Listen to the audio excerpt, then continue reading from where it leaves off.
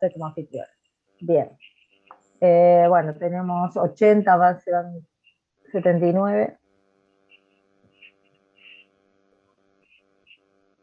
Bueno, como hoy era un poquito más corto, aprovechamos para poder ir adelantando algunas consultas para el miércoles. En general, algunos preguntaron el horario del parcial. En principio es en el horario de clase. Lo único que me queda es confirmar que no haya una saturación de campus en el mismo horario por otra materia que esté en el mismo horario, que pueda llegar a generar que corramos un poquito, pero en principio el horario es el de clase. ¿Sí? Bien. Igualmente tenemos la clase del miércoles. Vamos a arrancar con ¿alguna duda respecto de la clase pasada, de la teoría de la clase pasada? Vi que más o menos estuvieron con, o sea, respecto de los prácticos, pero no sé si les quedó alguna duda, algo más de lo que hayamos visto. Si no, ya arranco a ver en el chat que tengo. No sé si sirve dato, cuánto tiempo tenemos, profe, el martes, ¿a qué hora entonces? Perdón, ¿el martes? Es el lunes la clase. Camila, no sé qué me estás... el parcial es el lunes próximo, el horario es 16:30. No entiendo esta pregunta, Camila. ¿Del martes a qué hora entonces? Porque tenemos clases con ustedes lunes 16:30 o miércoles 19:30. El horario de clase es el horario en el que se dicta cada una de las clases. Los lunes el horario de clase es 16:30 y el... No puede ser que el CIO esté marcando el 27. Está publicado el día 26. Y los miércoles el horario es 19:30. Nosotros la publicación que tenemos es que el lunes, la información que tenemos es que el lunes es el parcial, el lunes 26. Lo que puede haber es una modificación respecto del horario, que yo creo que no, pero me tienen que dar la confirmación que se reúnen todas las materias que dictan en el mismo horario, si alguna va a tomar examen, para ver cuál va a ser el uso de campus, para saber si no tenemos problemas que por conectividad o por saturación lleguemos a tener algún inconveniente. Se prevé eso. Si no, en principio es el lunes a las 16:30 el parcial. Con lo de ahora también... Bueno, Camila, si abrís el micrófono y me preguntás, acá preguntan, el último tema que vamos a ver es el tema de hoy, chicos, ¿sí? Del proceso de acumulación. Es cortito, en realidad le iba a dar todo la clase pasada, pero preferí poder ir sobre un ejercicio y hacerlo en partes para poder terminar. Terminamos con este punto de hoy y hasta acá llega el parcial. Profe, Bien. discúlpame. Sí, ¿Se toma la teoría y la práctica junta o separado? va todo junto. En un mismo examen tenés preguntas teóricas y Ah, prácticas. Y la nota es una perfecto. sola. ¿Y cuánto tiempo tenemos, sabes? Todavía no lo estamos armando en función del tiempo que cuando lo resolvemos nos lleva, lo ponemos. Perfecto, gracias. De nada. Bien. ¿Sería Camila que habló? Había leído mal, disculpame. Bueno. No, no, Federico, yo te hablé. Ah, está bien, Fede. Gracias. Bien, bueno, ahora leyó mal, ya está. Bueno, Alejandra, sí, discúlpame, te hago una consulta porque te hice una sí, pregunta por el campus, pero no sé si lo viste el mensajito. Tampoco quiero perder tiempo por mi situación particular. Soy Lourdes Rojo. sí. Yo soy contadora, quería saber cómo era el tratamiento en ese caso, si lo tenemos que rendir o no, pero lo charlamos. A ver, no, lo charlamos aparte, chicos. Vale. A ver, No perdón tiempo. en tu caso vos tenés que pedir la equivalencia de la materia y se toma aparte, ¿sí? Listo, perfecto. Ok. Después está el mensajito en el campus, lo seguimos por ahí. Sí, Gracias. sí, contesté algo la semana pasada, pero por ahí se lo contesté a No lo otro y no a escuché. vos, no me acuerdo a quién. Bueno, Pero gracias. hay varios con lo mismo. Los que son, o sea, los que tienen la carrera de la licenciatura en administración, los que son contadores, que están haciendo la tecnicatura, tienen que ir por la vía de la equivalencia y se les toma la diferencia respecto de la equivalencia. Pero a mí no me han pasado nada todavía, así que hasta que no me pase yo no Claro. les puedo dar fecha. ¿Dale? Bueno, sí, yo la cursé esta por si acaso, pero Está me bien, imaginé que... listo, la parte, todavía no vimos, esto no es nada nuevo para vos. Al Listo, contrario, no. es más Gracias. simplificado. Sí, Listo. exacto. Gracias, Bueno, ok, de nada, chao, chao. Bueno, a ver, entonces, Si estamos bien hasta acá, arrancamos con el último pedacito que nos queda de la primera parte, así ya empezamos para poder terminar el tema. Bueno, hasta ahora nosotros trabajamos con cómo determinar los componentes del costo, ¿sí? ¿Cuál eran? O sea, tratamos de alguna manera de poder medir e identificar cuáles eran los factores que se consumían y siempre hablábamos de un proceso productivo, que fuera de bienes o de servicios. Pero nosotros teníamos un proceso, identificamos los factores y lo que hicimos hasta ahora fue tratar de determinar en forma individualizada el consumo del factor, tanto del componente físico como del componente monetario. ¿Qué era el componente físico? La cantidad de factor que utilizábamos para el resultado, para obtener el resultado productivo, y el componente monetario era el precio de la unidad del factor que consumíamos. El ejemplo, siempre estábamos con el ejemplo de la mesa de madera, que decíamos, bueno, el componente físico es la cantidad de los metros de madera y el componente monetario era el precio de la unidad de medida en la que estuviera expresada la cantidad de madera, ¿sí? Si yo compro la madera por metro, sería el costo del metro de madera y de esa madera en particular. Y como resultado de ese producto obteníamos el costo de los materiales para hacer la mesa. Lo mismo llegamos con el costo de la mano de obra y la última clase lo que vimos fue qué hacíamos con todo el resto de los costos que no podíamos identificar en forma clara e inequívoca y que los distribuíamos y los asignábamos a través de una cuota para no tener que esperar a fin de mes o al fin del periodo, ya sea como lo consideremos, un trimestre, el año, un semestre, decir, bueno, cuáles fueron todos los costos que se originaron y recién ahí poder determinar el costo del producto.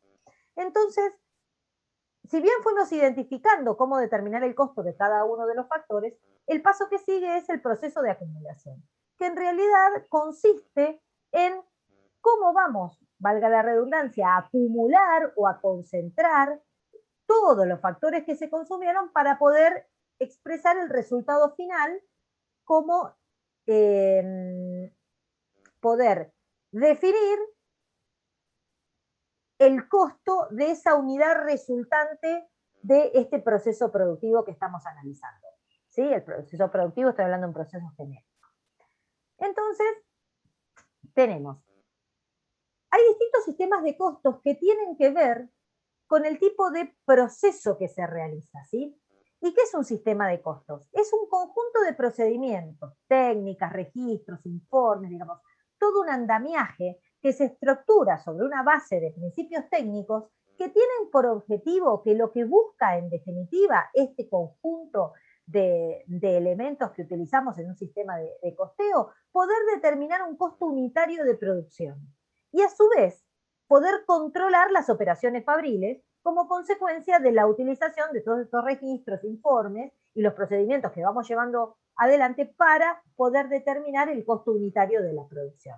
Porque no siempre tenemos la posibilidad de hacer una unidad y decir, bueno, hicimos una mesa y sacamos el costo de la mesa. Hay veces que tenemos que hacer 10 mesas, además tenemos que hacer 8 sillas y además tenemos varios productos, entonces de alguna manera no podemos estar sacando el costo de a uno. Nosotros decimos, bueno, a ver, hicimos una producción de 10 mesas, ¿cuánto nos sale? ¿Cuál es el costo de las 10 mesas? Y después decir cuál fue el costo unitario de cada mesa.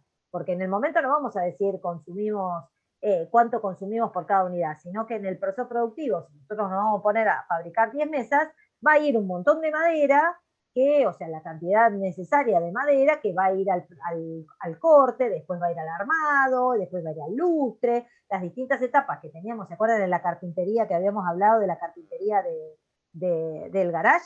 ¿Sí? Supónganse que le encargan más de una mesa, entonces ya tenemos que decir, bueno, a ver, la cantidad de materiales que consumí, tengo que llegar a determinar un costo unitario. Y esto va a depender del tipo de proceso en el que estemos trabajando. Entonces, cuando nosotros hablamos de los sistemas de costos, tenemos 3 conceptos que tenemos que considerar. Primero, respecto del momento en el cual vamos a determinar el costo. Hay dos momentos extremos, por decirlo de alguna manera. El momento de determinación tenés aquel que lo haces como consecuencia del resultado al final, que digo, bueno, la sumatoria de todos los costos que incurrí, que se consumieron, y una predeterminación que decís, bueno, a ver, yo no puedo esperar a terminar para saber el costo. Tengo que hacer una estimación, porque se ponen cansé que a mí me vienen a pedir un presupuesto para hacer un juego de muebles, y yo no le puedo decir, bueno, espera que te lo hago y después te digo cuál es el precio, porque todavía no sé cuánto me va a costar a mí. ¿Sí? Entonces, el histórico sería al final determinar el costo. El predeterminado es en forma anticipada hacer una determinación de costos. Y esto va a traer aparejado que va a tener que hacer un análisis y un estudio que depende cuál sea la base sobre la cual se hace ese estudio, en el caso del predeterminado, va a ser un costo estimado o un costo estándar. ¿Por qué? Porque el estimado es el resultado de la experiencia que me permite a mí predeterminar un costo. Porque, bueno, yo ya sé que una mesa, porque es un montón que fabrico esto, que estoy haciendo mesas, me lleva más o menos 3 horas de tiempo, que además me lleva una lata de pintura y que con la mesa en función de la medida puedo calcular el material, entonces hago una estimación. Ahora, ¿qué pasa si esa estimación se hace sobre una base científica donde se analiza cuál es exactamente la cantidad de madera necesaria, cuál debería ser el tiempo exacto en el cual se debería cortar la mesa, ensamblarla, pintarla, cuál sería la cantidad, más allá de que con una lata de pintura me alcanza y por ahí me queda un poquito? No, a ver, la cantidad de pintura que requiere la mesa o de lustre, del tinte para el lustre, es 900 mililitros en lugar de 1 litro. ¿Sí? Entonces, en ese caso, tenemos estudios científicos que permiten predeterminar en forma mucho más exacta un costo. Entonces, nos encontramos con esta primera definición respecto de si trabajamos con un sistema de costos históricos o un costo de predeterminado. La diferencia es que uno es ex ante el predeterminado y que de acuerdo a la fórmula que hayamos calculado el costo será estimado o estándar, que uno tiene base científica y el otro base de la experiencia, empírico significa de la experiencia. Después tenemos un segundo concepto, depende al tipo de proceso productivo con el que vayamos a trabajar. La naturaleza del proceso productivo está definida por qué es lo que yo voy a fabricar. Y entonces, cuando depende de lo que yo vaya a fabricar, me voy a encontrar con que voy a trabajar con un sistema de costos por órdenes de trabajo o con un sistema de costos por proceso, que más adelante les doy un detalle de cuáles son las características, pero a grandes rasgos, cuando nosotros trabajamos con costos por órdenes, estamos hablando de productos que no son iguales entre sí, que no son homogéneos, que por ejemplo, si yo tengo que pensar en una fábrica de muebles a medida, o en alguien que se dedica a fabricar a la construcción y hace casas diferentes, cada casa será una orden de producción, ¿sí?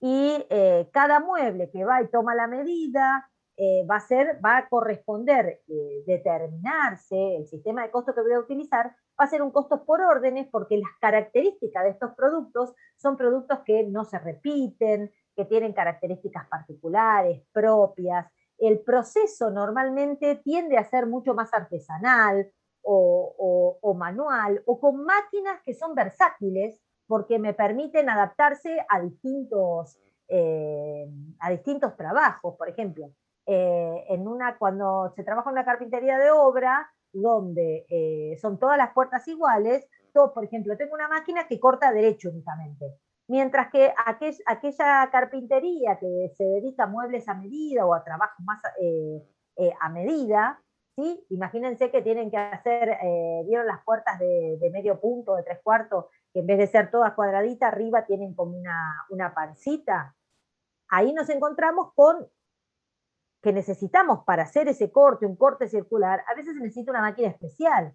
Entonces, cuando yo trabajo en costos por órdenes, que me dedico a hacer, en realidad no es que trabajo en costos por órdenes, sino que me dedico, por ejemplo, a muebles a medida, tengo máquinas que no solo cortan derecho, sino que además cortan en escuadra, cortan en círculo. Es una máquina que se puede adaptar mejor a las necesidades de lo que yo vaya a producir. Y eso genera que la forma de acumulación y de la naturaleza del proceso productivo, me indique que tengo que trabajar con un sistema de costos por órdenes, que lo que va a hacer es ir acumulando todo lo que se va consumiendo y al final del proceso determinar un costo total de la producción y después determina el costo unitario como el prorrateo de entre todos los costos y el resultado de las unidades producidas. Mientras que cuando tenemos productos que son, por ejemplo, los de consumo masivo, imagínense llenar un yogur, envasar una gaseosa, filetear pescado, digamos que el proceso es siempre lo mismo. Yo voy repitiendo, son productos homogéneos, son repetitivos, normalmente la producción es para stock, ¿sí? Más allá de lo perecedero del producto, uno hace para tener en el stock una determinada cantidad de productos, mientras que los muebles a medida no se pueden tener en stock porque precisamente son a medida. ¿Sí? Lo que le entra a alguien en una cocina o en un living determinado, tal vez algunos muebles se podrán adaptar, pero otros dicen, si yo tomo la medida de un bajo mesada que tiene una ochava, eso tengo que encontrar otro que tenga exactamente una cocina de la misma medida, con la ochava de la misma medida. Conclusión, no me sirve. Es como hacerse un vestido a medida o un traje a medida y no es lo mismo para el que mide 1,80 que para el que mide 1,50. ¿Sí? Entonces, en ese caso, nos encontramos en lo que son sistemas de costos por proceso, que los procesos en realidad están como más predeterminados, ya tenemos máquinas que producen, o su trabajo son máquinas específicas para esa tarea determinada, las tareas son repetitivas, y así como existen estos dos sistemas, también se pueden mezclar. ¿Por qué? Imagínense que nosotros nos dedicamos a producir, ¿vieron las hamburguesas rebozadas que tenemos de pollo, de pescado, algunas que son de verduras, ¿sí? Bueno, si bien el producto es el mismo, las recetas o el contenido difieren. Entonces lo que hacemos es una orden de producción para, por ejemplo, el pedido de hamburguesas de espinaca, y ese pedido tiene un formato de proceso, pero la acumulación de costos se hace por la orden. Y después, una vez que la primera parte donde se mezcló digamos, el contenido de la hamburguesa, les hago cortito cuál sería el proceso como para que me sigan. Yo tengo una receta donde tengo que mezclar determinados ingredientes. Eso se mezcla y luego de la máquina esa mezcladora, imagínense una batidora donde mezclé cosas distintas, voy poniendo voy largando una cantidad que sale exactamente el formato de una hamburguesa. Una vez que la hamburguesa ya está mezclada, ponerle pan, freírla, la milanesita ya está prefrita, que sale prefrita, perdón, ponerle el váter arriba, ponerle el rebozado, llegar a envasarla, freírla, envasarla, eso es un proceso lineal que puede hacerse tranquilamente en procesos. Pero ¿qué pasa? Como las mezclas son todas distintas, yo necesito armar una orden de trabajo porque cada una va a tener materiales distintos. Una va a tener pescado, otra va a tener pollo, otra va a tener una mix de verdura, ¿sí? Entonces, el sistema de costos mixtos es aquel que comprende los dos procesos anteriores. ¿Por qué? Porque por un lado tengo que trabajar y acumular los costos de un sistema de órdenes, pero después hay una parte del proceso que se convierte en un sistema de costos por proceso común.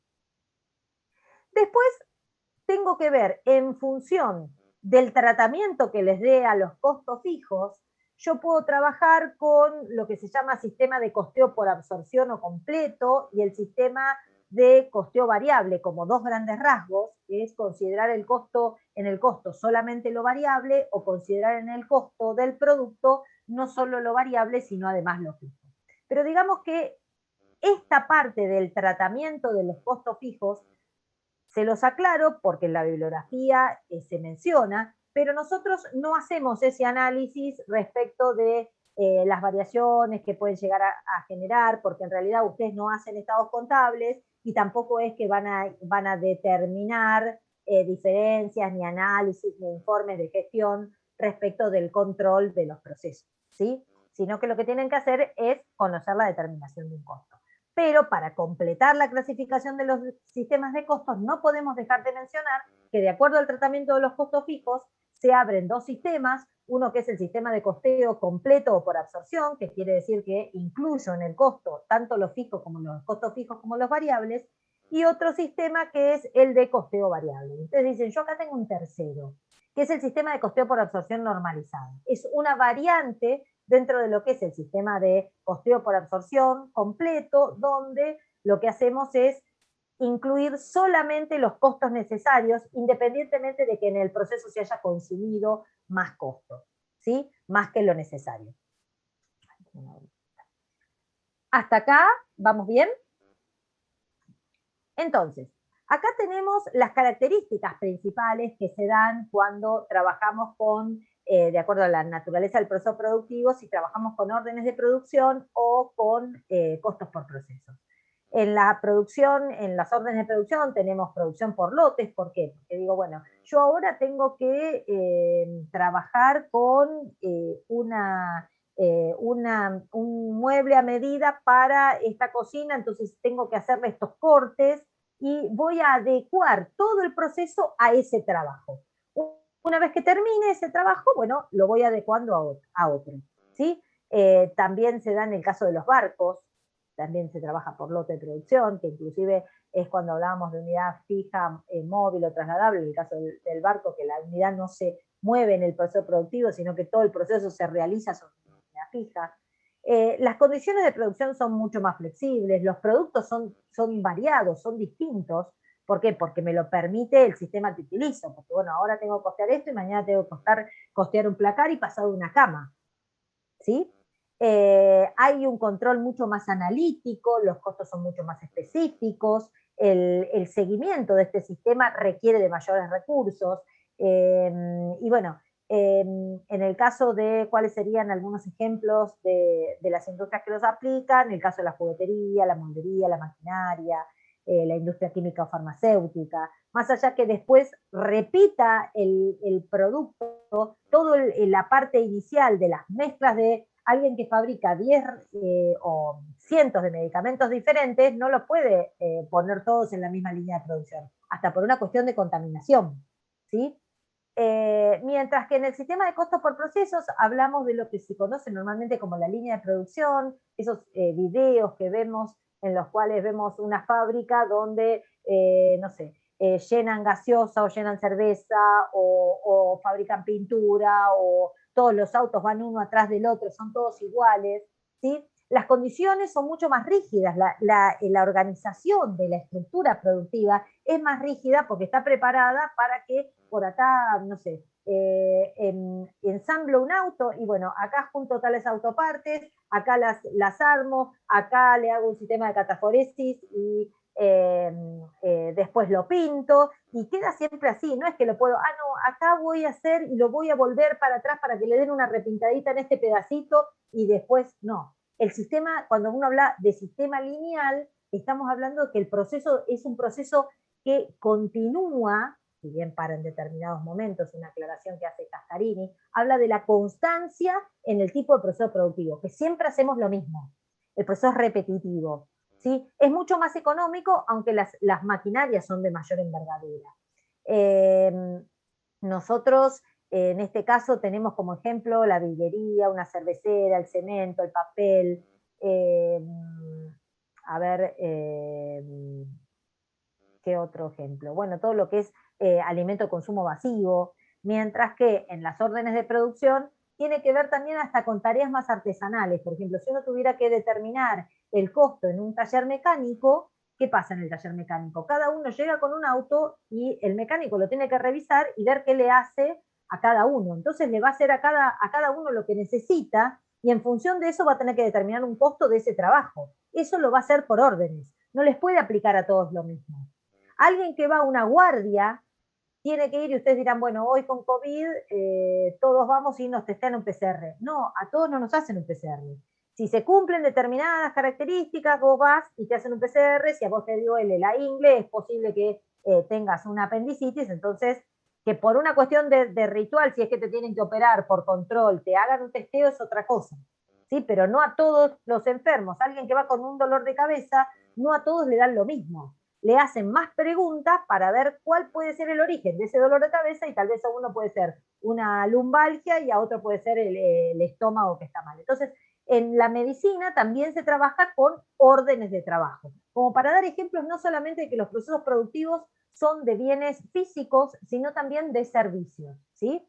A ver, en el caso de la peluquería, ¿estaríamos en presencia de un sistema de costos por procesos o de costos por órdenes? Por órdenes. Bien, muy bien, porque no todos se van a cortar el pelo de la misma manera, ¿sí? Y así todos se los vayan y se corten el pelo, no sé, como Carlitos Tevez, habrá algunos que les va a llevar más tiempo que a otros, porque si tienen el pelo largo o tienen el pelo corto, ¿sí? Bueno, así que él parece que no le gustaba el corte de Carlitos Tevez. Bien, pero bueno, vieron que a veces va, se repiten esos, y bueno, el tiempo que le lleva es distinto, ¿sí? No es lo mismo que yo vaya a hacerme el corte de Carlitos Tevez con el pelo largo que si va un chico que tiene el pelo cortito, ¿está? Bien. O un chico que tiene el pelo largo, lo mismo. Bueno, esas serían básicamente las dos diferencias entre lo que son los sistemas de producción y que me van a traer aparejado cómo voy a acumular los costos. Acá yo les traje un ejemplo muy sencillito de cómo acumulamos costos. Supónganse que nosotros vamos a producir una mesa. Entonces, tenemos materiales y nosotros tenemos que identificar el componente físico y el componente monetario, ¿sí? Entonces, hasta ahora lo que hicimos fue, nosotros determinábamos el componente físico, decíamos, bueno, son 3 metros, el metro de la madera sale 30 pesos, entonces el componente monetario era 30. ¿Cuál era el costo de los materiales? No era 30, porque ese es el costo del material que utilizo, pero el costo de materiales de la mesa surge como resultado de la combinación entre el componente físico y el componente monetario. Yo utilizo 3 metros de madera que tienen un costo de 30 pesos por metro, entonces el costo de materiales para esa mesa es de 90 pesos. Después yo tengo que agregar, para llegar a la mesa con la madera sola no alcanza. Tuve que aplicar mano de obra, ¿sí? Tuve que trabajar en el armado de la mesa. Eso me llevó 2 horas y el costo de la mano de obra es de 15 pesos, el valor de la hora. Pero nosotros aprendimos que con el valor de la hora no podíamos considerar solamente el valor de la hora, sino que además teníamos que considerar el índice de mano de obra adicional, porque era lo que comprendía todos los otros costos que no teníamos incluido, que estaban más allá de ese valor hora. ¿Qué deberíamos haber considerado en el caso del componente monetario? ¿O qué asumimos que está considerado en el caso del componente monetario de materiales? La cuota de costos de adquisición. Esos 30 pesos ya representan el valor de ingreso del material. Se los puse así diferenciados para que se acuerden que lo tienen que considerar. En uno se los abrí, les tendría que haber puesto directamente el precio, sería 20,50, sería el componente monetario, pero recordar que esos 20,50 comprenden no solo el valor hora, sino el índice de mano de obra adicional. Mientras que en el componente monetario de materiales, esos 30 pesos están comprendiendo el valor del metro de la madera con los costos de adquisición ya aplicados que le ponemos a través de la cuota, ¿sí? Bien. Y nosotros sabemos que hasta ahí nosotros pudimos medir en forma clara, inequívoca, en forma evidente, decir que consumíamos 3 metros de madera y que nos llevaba 2 horas de trabajo. Pero además teníamos a, no me acuerdo cómo se llamaba, pero ¿se acuerdan? Carlitos que barría, que le habíamos contratado para que nos ayude barriendo y ordenando, que además lo teníamos que pintar y que no podíamos determinar exactamente porque hubo partes donde le tuvimos que dar 2 manos de pintura, en otro uno, pero bueno, en la estimación no nos podíamos poner a medir exactamente la cantidad de tiempo, de cuántas manos le dábamos a cada parte de la mesa. tampoco pudimos nos pusimos a contar la cantidad de clavos que utilizábamos, ni las gotitas de cemento, que además lo estábamos haciendo en un espacio que lo alquilábamos o era propio, no importa, ya sea, teníamos que hacernos cargo de decir, bueno, yo necesito este espacio para trabajar, por ende, ya sea a través de un alquiler o a través del pago de los impuestos y la amortización, porque fuera mío, tenía que considerar ese costo, que además tenía costos de la energía eléctrica, costos de artículos de limpieza, porque tengo que tener el lugar limpio y desinfectado, y así una numerosa cantidad de otros factores que no los podíamos identificar en forma clara y evidente, que decidimos acumularlos en una planilla de costos indirectos, que luego hicimos una distribución secundaria para poder atribuir estos costos de alguna manera a alguna base adecuada, y llegamos a que esos costos indirectos los vamos a aplicar. En este caso yo consideré que solamente teníamos un departamento, que era el departamento de producción, y que la mejor forma de poder asignar estos costos de estas otras actividades de apoyo era en base a la cantidad de horas que se le habían aplicado al producto, de horas hombre. ¿Sí? Entonces, como esto era absolutamente manual, las herramientas que yo utilizaba eran manuales, entonces en función, la hora hombre me reflejaba una buena base como para poder asignar estos costos indirectos. Y entonces dije, determiné una cuota de 41 pesos por hora. Esa cuota que determiné de 41 pesos por hora, la tengo que aplicar a la cantidad de horas que haya llevado a hacer la mesa. ¿Sí? Entonces, podemos decir que en concepto de carga fabril vamos a asignar al costo 82 pesos, que es el resultado de la cuota por la base, que son esas 2 horas. 41 por 2 horas me da los 82 pesos de carga fabril que voy a asignar. ¿Sí? Entonces, ¿cómo determinamos el costo de esta mesa? Va a ser un costo unitario porque era de una sola mesa. Sumando el costo del material, más el costo de la mano de obra, más el costo de los otros costos indirectos, ¿sí?, que resumimos como carga fabril, eso me da un costo por mesa de 223 pesos. ¿Sí? Llegamos a determinar el costo de algo, juntando lo que vimos desde los materiales, la mano de obra y los otros costos. ¿Qué pasa cuando tengo una producción ya con más de una unidad? Entonces acá vamos al mismo ejemplo, pero si yo tengo que producir 300 mesas, tuve éxito, me puse la carpintería y ahora me dedico a fabricar mesas. Entonces ya el consumo de materiales no me van a decir cuánto consumí por mesa. Yo digo, bueno, en el mes o en esta quincena hicimos 300 mesas, consumimos 900 metros de madera. En realidad acá yo no hago la diferenciación entre cuál fue el consumo necesario y cuál fue el real. Recuerden que para determinar el costo nosotros tenemos que considerar solamente los costos necesarios, que si yo compré 1.200 metros de madera porque me equivoqué o porque corté 3 mesas mal, no lo deberíamos incluir en el costo de los materiales. Eso ya conceptualmente está claro. Suponemos que los 900 metros eran necesarios, entonces, ¿a qué precio? Al de 30 que habíamos dicho.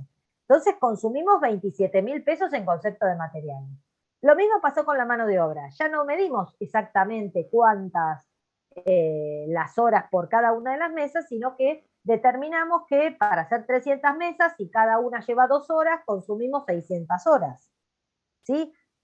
Fíjense que el componente monetario no cambia, permanece constante. Lo que cambia es el componente físico, que para hacer 300 mesas necesito más cantidad. También podría haber utilizado ese costo unitario que yo determiné y multiplicarlo por las 300 mesas. Esa sería una forma de ir del unitario hacia el total. Ahora vamos a ver cómo llegamos del total al unitario. Determinamos la cantidad de material, la cantidad de horas que nos lleva a hacer esas 300 mesas y como consecuencia de esas 300 mesas que nos insumieron 600 horas, aplicamos la carga fabril a las 600 horas, que consideramos que nos tiene que cubrir lo que fabricamos en el mes. Entonces, bueno, no es costo total, sino costo total. Estoy viendo en la filmina. El costo total para este lote de producción es de 27.000 más 15.300 más 24.600. Eso me da un total de 66.900 pesos. Ahora voy a ir para atrás para que ustedes puedan tomar nota de lo que les estoy planteando, o se las subo después estas dos filmitas. Tengo el costo total de esta orden de producción, que era hacer 300 mesas. Entonces, ¿cómo llego a determinar el costo unitario? Es muy simple. El costo unitario lo voy a determinar como los costos totales dividido la cantidad de unidades producidas. ¿Cuántas unidades produje? 300.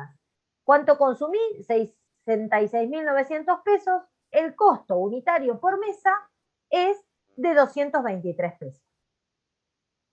¿Se entendió? Sí, profe, esto siempre suponiendo que la producción es en serie y siempre haces la misma mesa. Exacto, sí, porque acá lo que estamos considerando es una mesa, un modelo de mesa determinado. Claro, un modelo. Y en caso de que sea una producción distinta, por ejemplo, lo tengo que hacer por separado dependiendo el tipo de producto. Por más que sean mesas, si son mesas distintas, tengo que hacer uno. Yo esto lo hice para que cierre con el costo unitario anterior, o sea, hice la misma mesa. Suponete que hubiéramos cambiado de mesa, entonces tendríamos las cantidades de materiales diferiría, la cantidad de mano de obra diferiría, tal vez no diferiría la aplicación de la carga fabril porque también la aplicamos en función de las horas, pero tal vez hubiera llevado más horas o más materiales, o el componente monetario del material cambiaba porque las mesas eran de otro material, ¿sí? De otro tipo de madera. El tema es que la acumulación de costos es la misma y vos lo tenés que dividir por la cantidad de unidades producidas. Si cambiaron los factores, te va a cambiar el costo, ¿sí? Pero cómo junto los costos, no. Una salvedad quiero hacer en este caso. Acá estamos considerando, Ivana, ¿quedó claro lo que te respondí, lo que me planteabas? ¿Sí? ¿Quedó bien? Bueno. Una consideración, acá estamos teniendo en cuenta que solamente las unidades, que no tenemos pérdidas de ningún tipo, ¿sí? Que no tuvimos unidades estropeadas, que no tuvimos unidades defectuosas. ¿Cuál es el costo en el, digamos, cuando vamos a trabajar en la cantidad de unidades producidas que vamos a considerar a los efectos de determinar el costo unitario?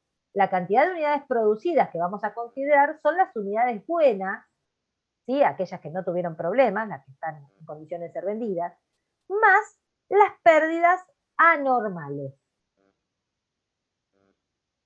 ¿Por qué no voy a considerar las pérdidas normales? Precisamente porque es normal tener determinado margen de error, entonces el costo de las pérdidas normales, de esas unidades que no voy a considerar en el denominador, van a ser absorbidas por las buenas restantes. El costo unitario va a quedar un poquito más alto, ¿sí? Porque voy a estar dividiendo por un número menor. Supónganse que en lugar de estas 300 unidades, tuviéramos 250 que fueran buenas, 30 que fueran pérdidas anormales y 20 que fueran pérdidas normales. Lo que vamos a considerar en el denominador son 250, que son las unidades buenas, más 30, que son las pérdidas anormales. Las 20 que son normales no las vamos a considerar. Y el costo se modificaría, esto después se los agrego en la filmina cuando les subo estas dos filminas. El costo quedaría como 66.900 dividido, en lugar de 300, 250 más 30, que eran las pérdidas anormales. Por ende, dividiríamos por 280 y tendríamos un costo unitario de 238,93. ¿Sí? Ven que ahí, como resultado de que tuve unidades perdidas que se consideraron normales, el costo pasó de 223 a 239 prácticamente. ¿Hasta acá estamos? Bien.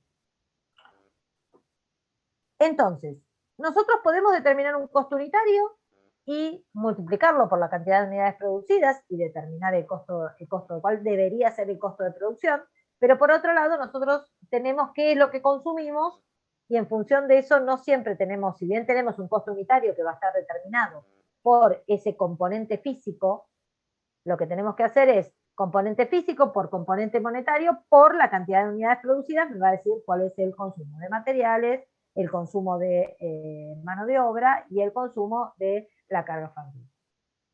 Sino que podemos trabajar en términos totales y llegar al costo unitario de esta manera, dividirlo por las unidades producidas.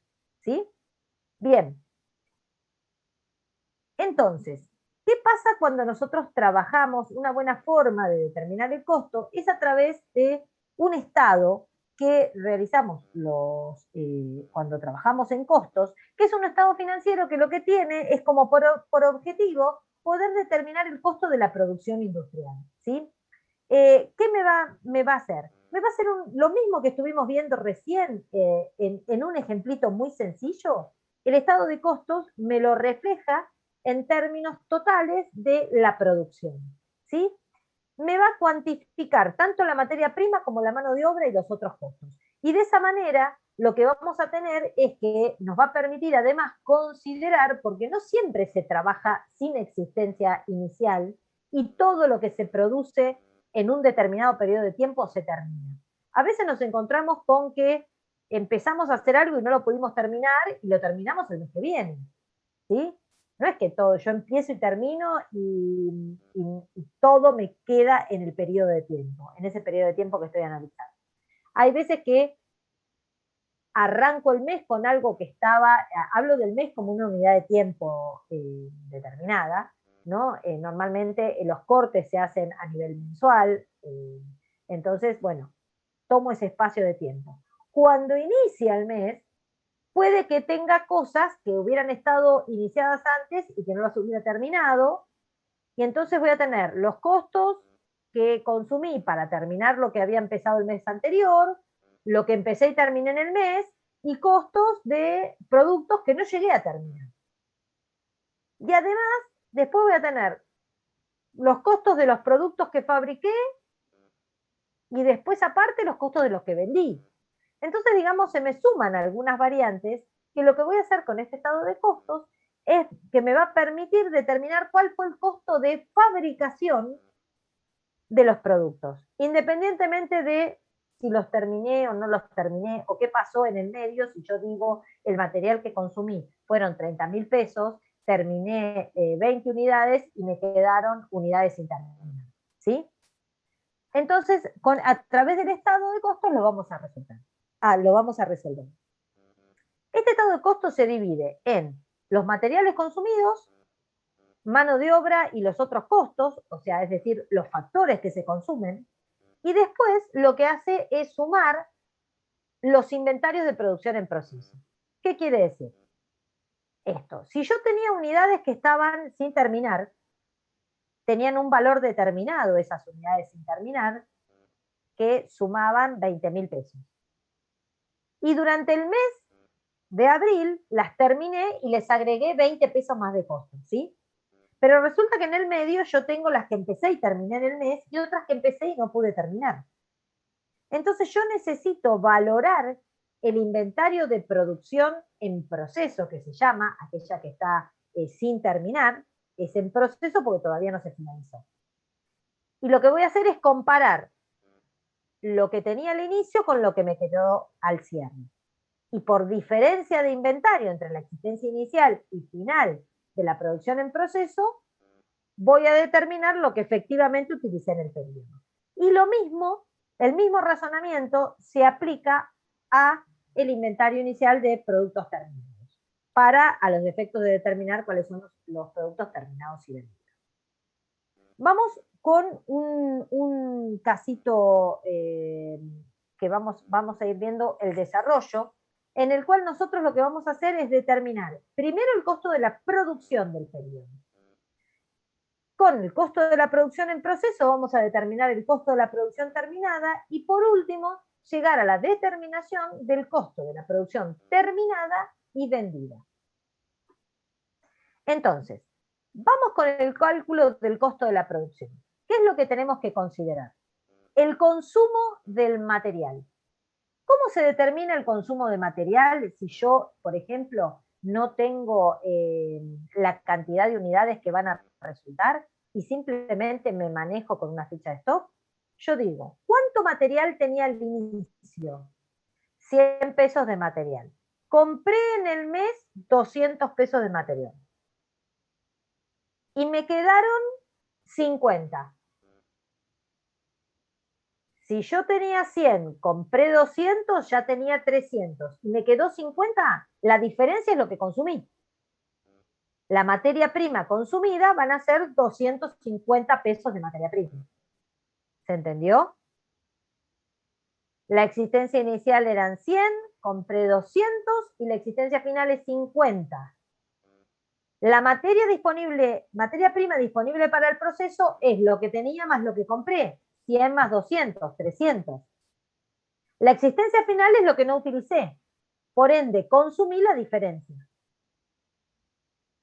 Después tengo que sumarle la mano de obra devengada, que sabemos que en la mano de obra es un factor que no permite, es de consumo en el mismo momento en que se contrata, que no es almacenable. Entonces, los sueldos que se devengaron en el mes, la mano de obra devengada en el mes, va a ser el consumo del factor de mano de obra, ¿sí?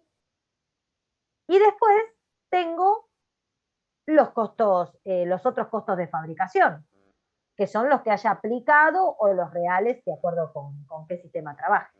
Lo importante que ustedes tienen que entender es cómo llego a determinar el costo de producción del periodo, que no es ni más ni menos que con el consumo de la materia prima, más las horas que se trabajaron, más los costos que apliqué, los otros costos que apliqué. Ahí determiné el costo de la producción del periodo. A continuación, tengo el costo de la producción, pero en la producción yo tenía unidades que las terminé, otras que quedaron sin terminar y otras que las empecé y las terminé. Entonces, para determinar el costo de la producción del proceso, del periodo, yo tengo, además, la existencia inicial de la producción en proceso, el inventario que tenía de la producción en proceso. Le sumo los costos que ya había acumulado de aquellas unidades que no terminé y digo, bueno, todo esto fue ese costo de la producción. Le resto el valor que tiene la producción que quedó sin terminar y por diferencia calculo el costo de los productos terminados.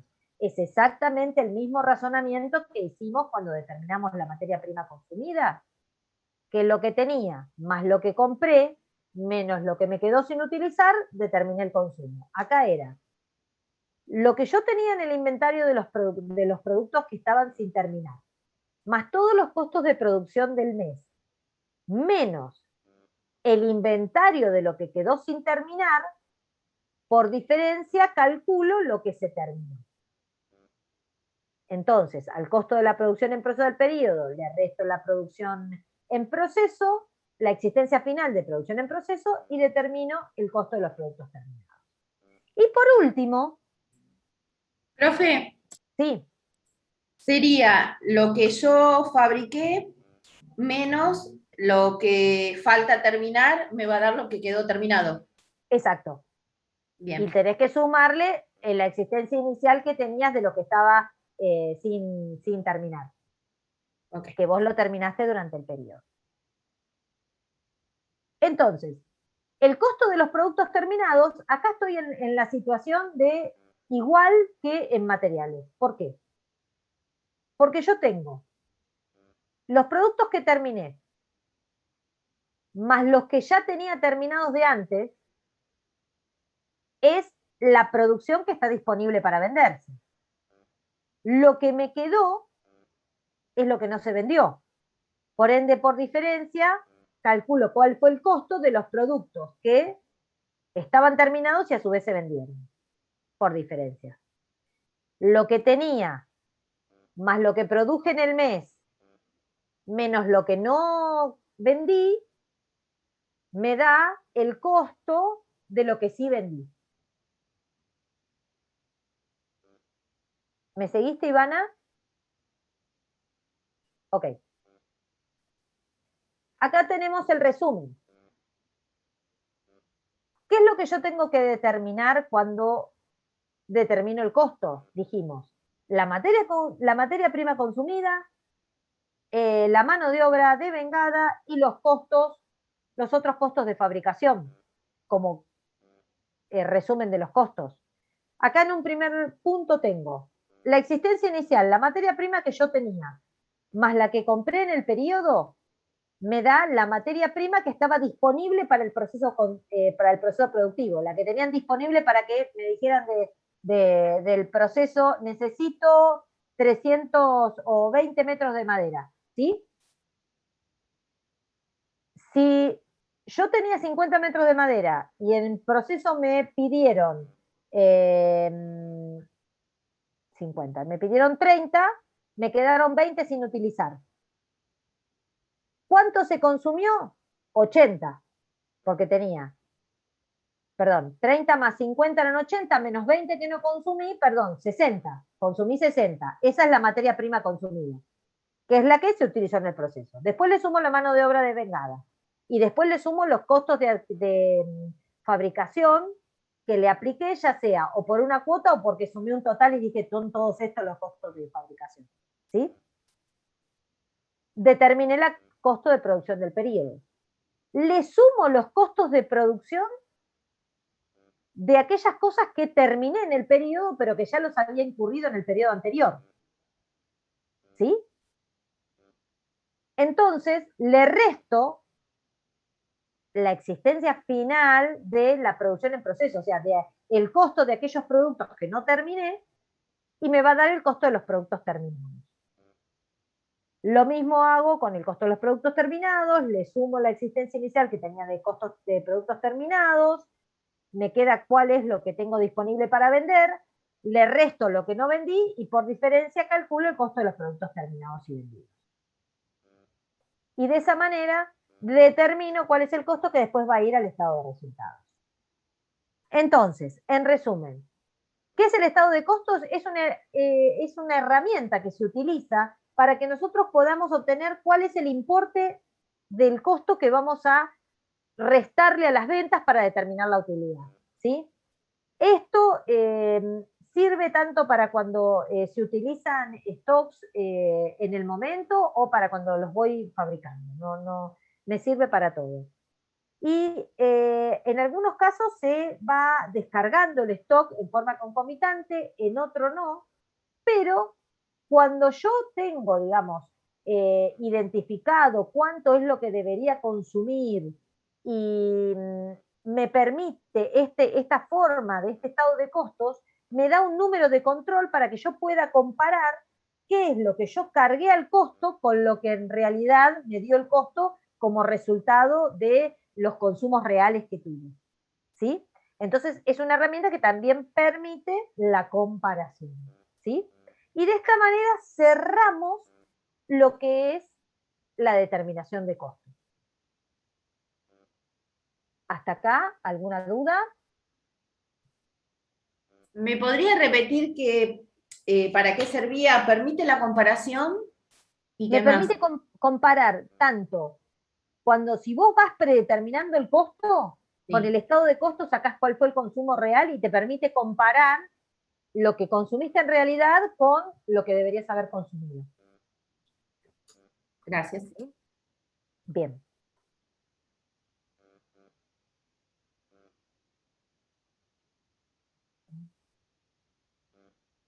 Esperen que puse una pausa. Aguarden un segundito. ¿Qué hice? No sé que volví a cortar. Bien. Entonces,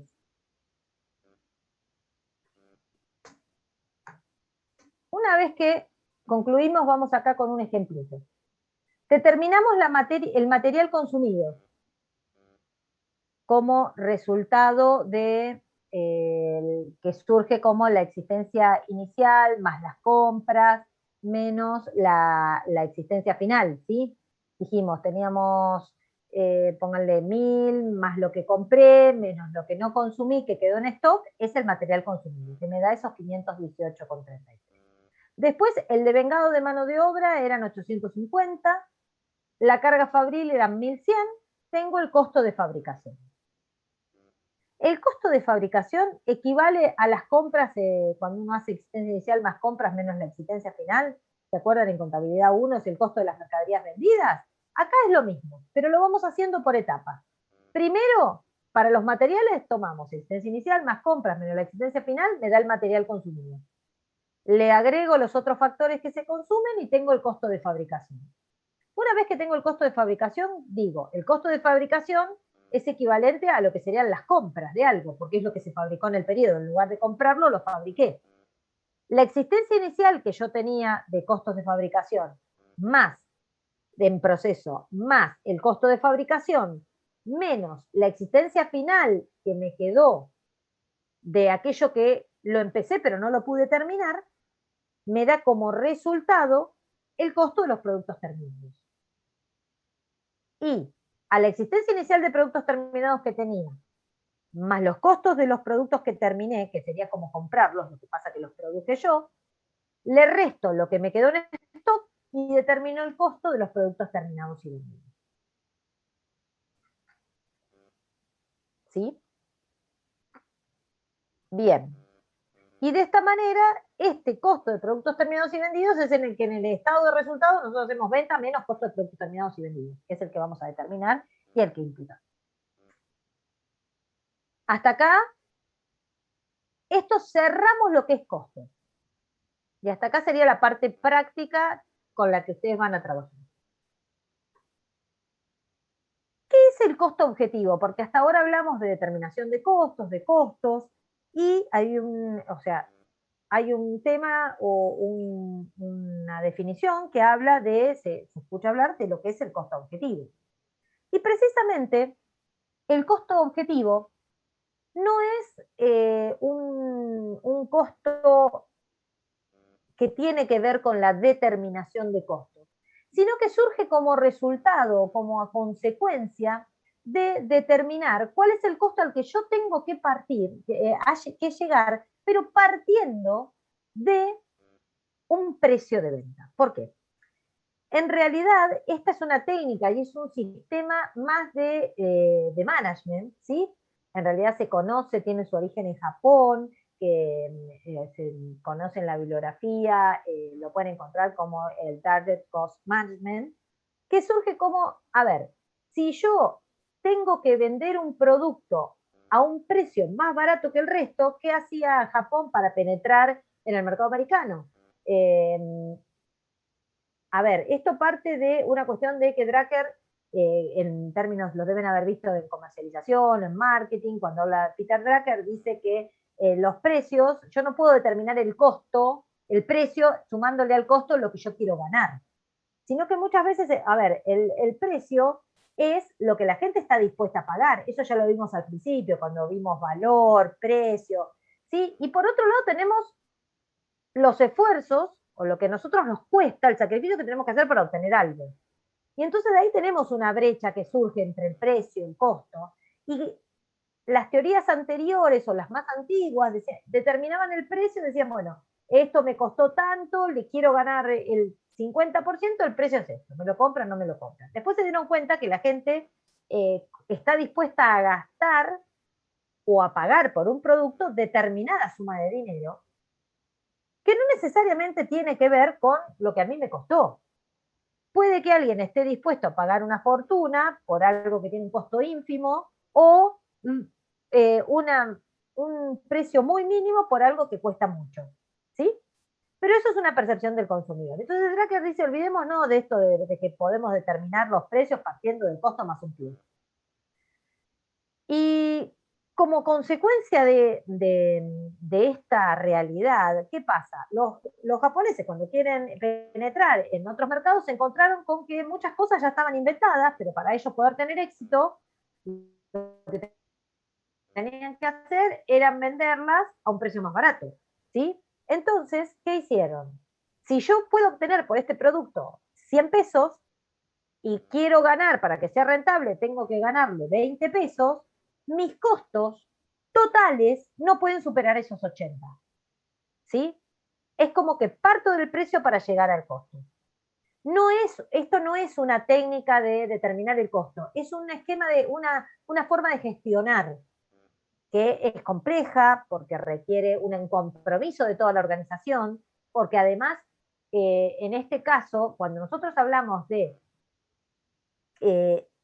obtener el costo partiendo del precio y vamos a tener que el importe que vamos a determinar luego de al precio restarle los beneficios esperados, vamos a tener que restarle todas las actividades que se desarrollan, que incluyen en este caso también los costos de distribución, de logística, de producción y todo lo que tiene que ver el ciclo de vida del producto, todo lo que se incluye en el ciclo de vida de un producto, desde su diseño hasta la forma en que voy a trabajar hacia el final del ciclo de vida.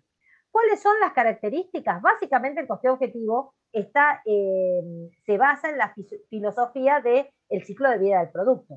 Entonces, que comprende lo que va desde la concepción hasta el desarrollo final del producto, pasando por el diseño, el desarrollo del proceso productivo y después, el desarrollo del producto, el desarrollo del proceso productivo y además, no solo el proceso productivo, sino del proceso de logística, del proceso de comercialización.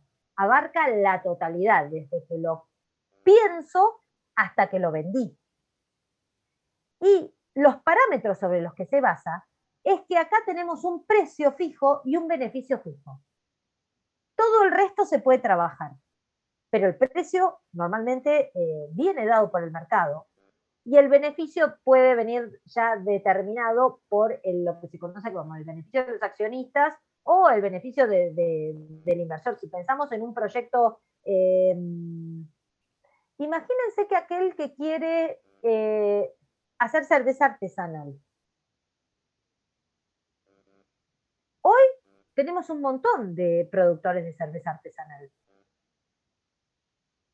¿Y ustedes creen que alguien podría ser exitoso si vende no sé los precios por litro, pero vamos a una pinta, a 500 pesos? No. Porque dice, yo hago costo más la utilidad que quiero obtener, me da que el valor de la pinta es 500 pesos. No. ¿A cuánto vamos a vender la pinta? ¿280? ¿320? ¿300? ¿250? Más o menos. ¿Menos de eso? Sí, un poquito menos.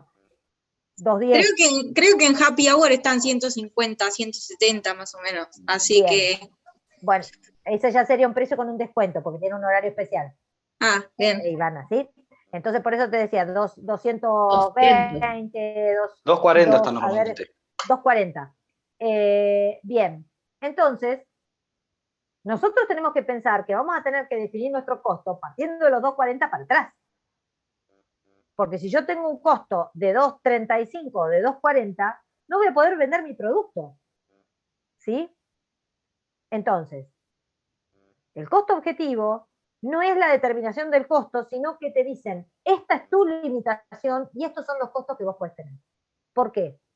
Porque los parámetros fijos son el precio y el beneficio. ¿Se puede acotar el beneficio? Se puede manejar el beneficio, pero nadie trabaja para no ganar. Profe, una pregunta. ¿Entonces quiere decir que uno desarrolla el producto acorde al precio? Porque si tenemos costos muy acotados, entonces por ahí bajamos calidad y otros factores. A ver, vos vas a hacer el mix que quieras, pero lo que vos tenés es a cuánto tenés que llegar. No necesariamente bajar calidad, por ahí lo que vos tenés que buscar es que tu costo no supere, aspirar, tu costo no supere este monto que determinás. ¿Sí? Por eso se conoce como costo objetivo. Y lo importante era poder plantear las diferencias, si bien con este costo objetivo va para determinación de precios, era importante que cuando cerráramos todo lo que tuviera que ver con costos, aclaráramos esta diferencia de conceptos, donde en uno determinamos el costo de un resultado productivo y acá en el costo objetivo lo que se busca es decir cuál es tu límite para sumar costos. Vos después diseñá tu proceso productivo de forma tal que lo puedas encuadrar dentro de este importe. ¿Sí? Los recursos para este proceso son estos. Entonces vas a tener que buscar eficiencias, tendrás que buscar otros proveedores, tendrás que ajustar el proceso, o tal vez darte cuenta que tu proceso no es viable y tu producto no lo puedes vender. ¿Sí? Y capaz también, profe, te podés pasar un poquito más de ese límite que se pone y no sería tampoco, eso también te puede indicar que no es tan viable, pero es viable, si te pasas un poquito más del límite. A ver, obvio, a ver, si tú, por ejemplo, en el caso de la cerveza, si tu cerveza tiene una calidad especial o tiene algún factor de diferenciación, va a permitir poderse vender en vez de, por ejemplo, a 2.40 la vas a poder vender a 2.80. Entonces podés tener un precio que te puede variar el precio. Podés llegar a ajustar un poquito el margen. Pero bueno, la limitación la tenés.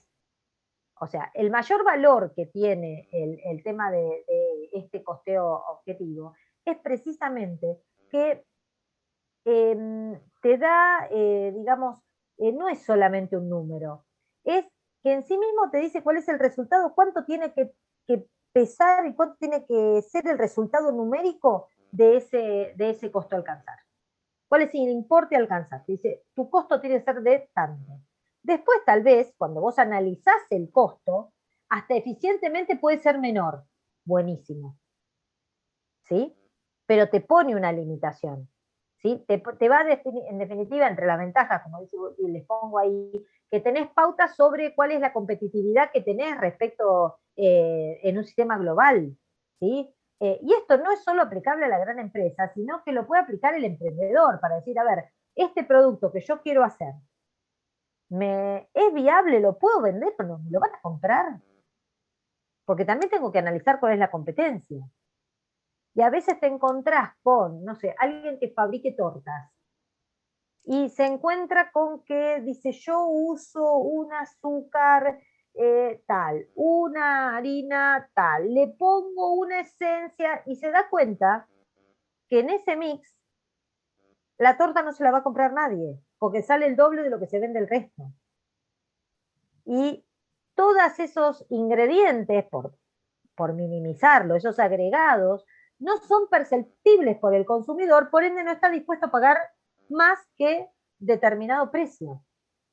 Entonces, hacia eso es a lo que me permite o lo que me ayuda el costeo objetivo. También genera una comunicación entre todos los sectores, porque fíjense, ese costo tiene que comprender no solo costos de producción, sino todos los costos para que llegue al consumidor. Por ende, tengo que incluir los costos de comercialización, pasando por la logística, pasando por la publicidad. Todos los costos los va a tener que considerar. ¿Sí? Me permite, o sea, me obliga a planificar de alguna manera. ¿Sí? Y también hace, indirectamente, genera una reducción de costos importante. Porque al vos tener un límite, vas a estar fijándote y con mayor exactitud, claro, y buscando precisar, exacto, sí, porque vos no se te puede escapar recursos en ese punto. ¿Sí?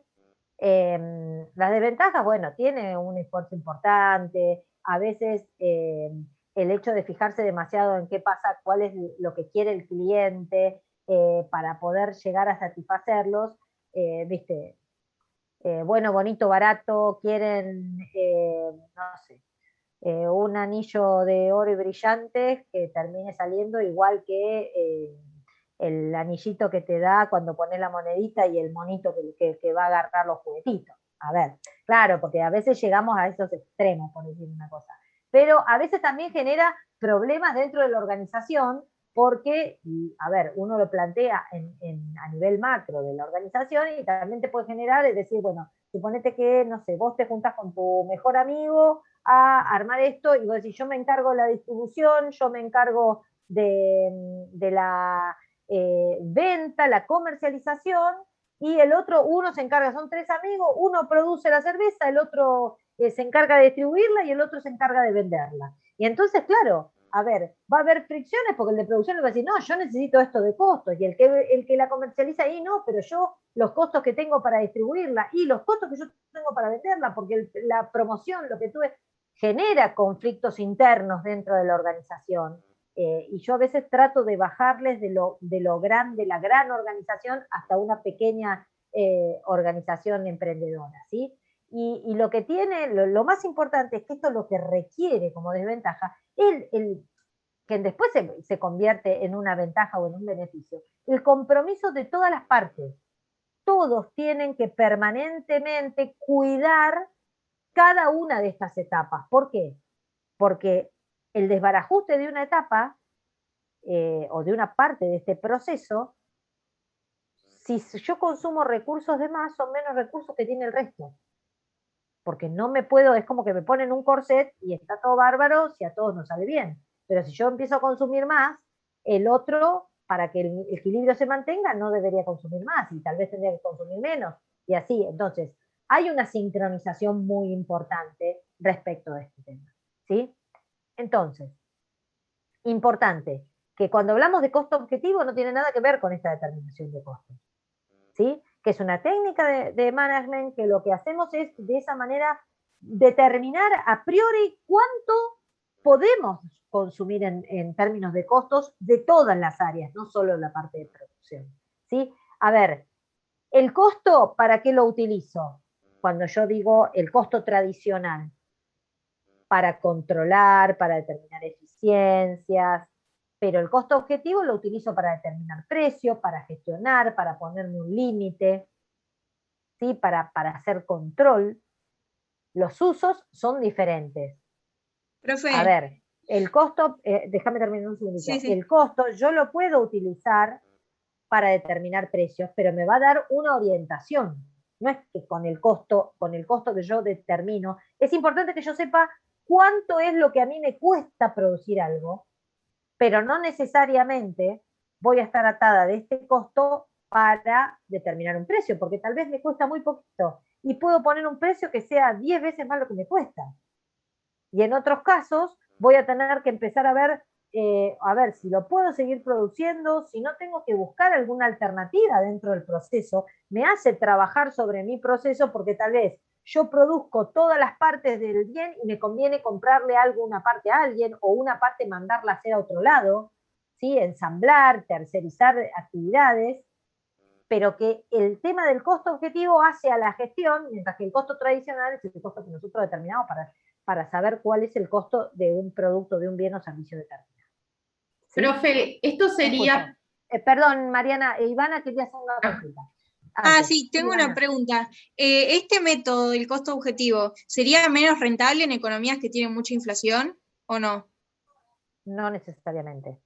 Porque ¿No? en economías de inflación, el precio se actualiza. Pero tendrías que estar constantemente, ¿no? Sí, bueno, pero de la misma manera que actualizas el precio, se te actualizan los costos.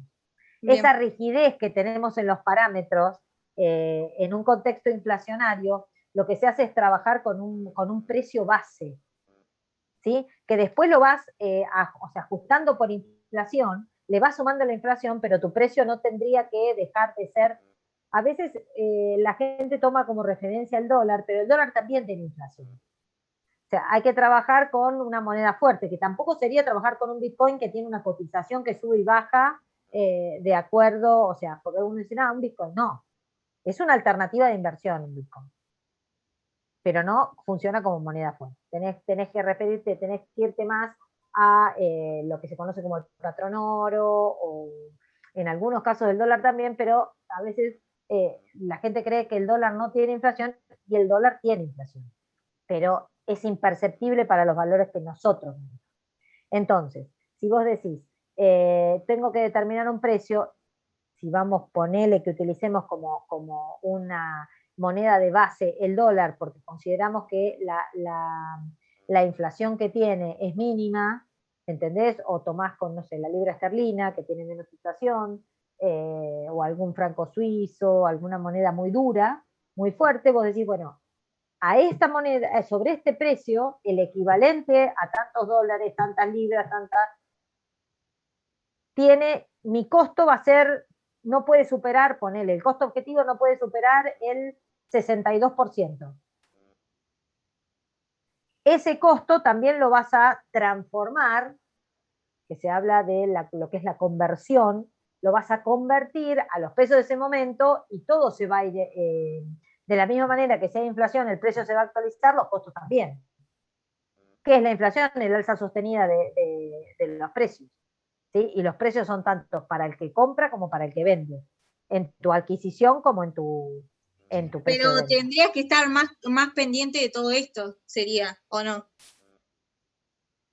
En inflación, cuando hay inflación siempre tenés que estar pendiente, porque Sí, no todos los estás costos más y los pendiente. precios, exacto, porque no Claro. todos varían o fluctúan de la misma manera.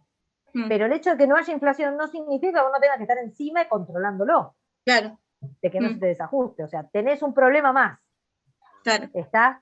No es que tenés un problema menos, tenés un problema más. El control, y encima le tenés que estar, como lo que vos me planteás, tengo que estar encima. Y sí, tengo que estar encima porque tengo que ver Claro, que no se en me uno le desajuste. estás encima y en el otro estás más encima. Exacto, tenés que estarle encima porque corresponde estarle encima y además porque tenés otro problema. Es como decir, bueno, tengo que juntar plata, pero además tengo que tener cuidado que no me la roben. Esto es lo mismo. Claro, no es solo juntarla, sino además cuidar que no te pase. Bien, Sí, Mariana, listo. querías hacer una pregunta. Gracias, Sí, profe.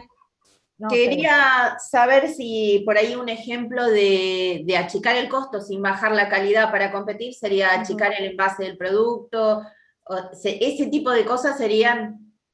A ver, tiene más que ver con procesos, porque esas son estrategias que vamos a ver cuando veamos la parte de costos, de cómo cambiar los precios sin cambiarlos, que se llama.